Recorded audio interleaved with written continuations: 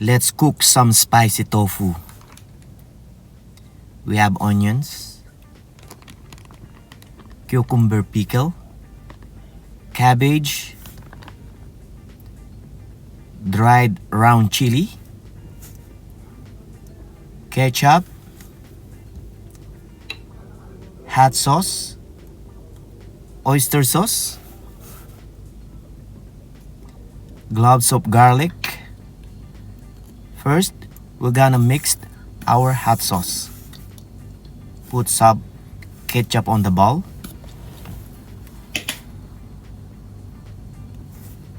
Red hot sauce.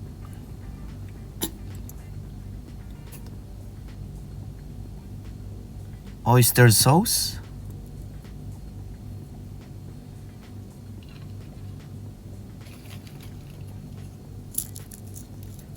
Dried round chili.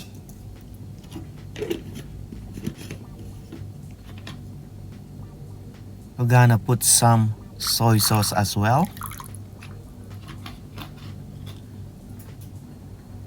And vinegar.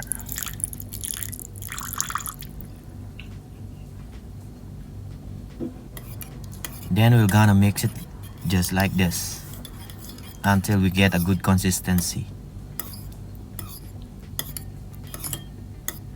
Aywa.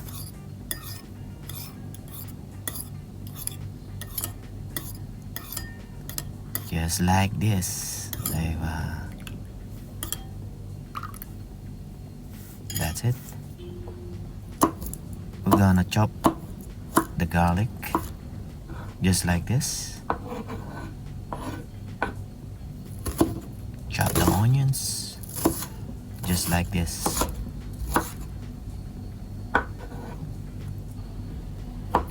Now chop also the cucumber pickle just like this. And the cabbage just like this. Now we're gonna slice or prepare the tofu. First, we're gonna dry it with tissue paper just like this on both sides. Then slice it just like this.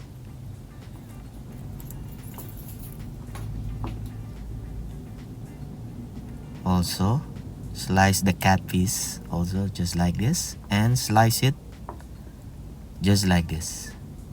Now it's okay. Then we're gonna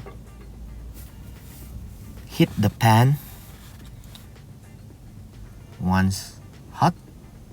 Okay. Put some cooking oil and spread it evenly inside the pan. Then we're gonna fry our sliced tofu just like this. Place them carefully just like this. Avoid damaging the sliced tofu so it will, it will look nice until we finish cooking this nice recipe just like this. Diba? Try to fit them all in one cooking just like this. Now you see the golden brown, then flip them just like this so we can cook the other side. Just like this. Now they are looks crisp and cooked. Set the sliced tofu aside. Then we're gonna put some cooking oil again on the same pan and saute some onions and garlic just like this. Put the cabbage, spread some salt and pepper just like this. Then mix just like this. Aywa. Then we're gonna add the mixture of hot sauce just like this. Aywa. Then we need to taste it. just like this. As required, we're gonna put some additional salt, just like this. Soy sauce, and mix it again, just like this.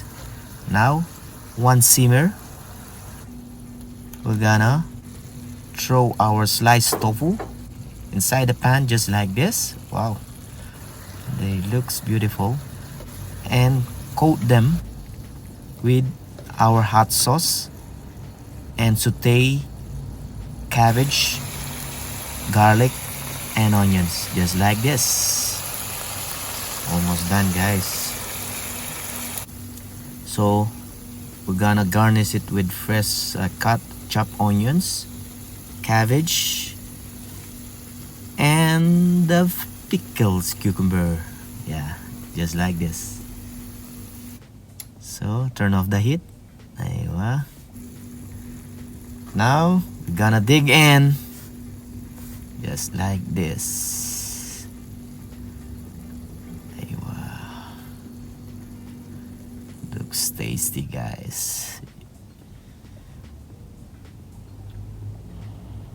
It's so easy to cook this spicy tofu recipe, and you know, it is you can say healthy recipe. Yep. We're gonna dig more, diba? To, you know, to know the taste better. Yeah, it's hot again.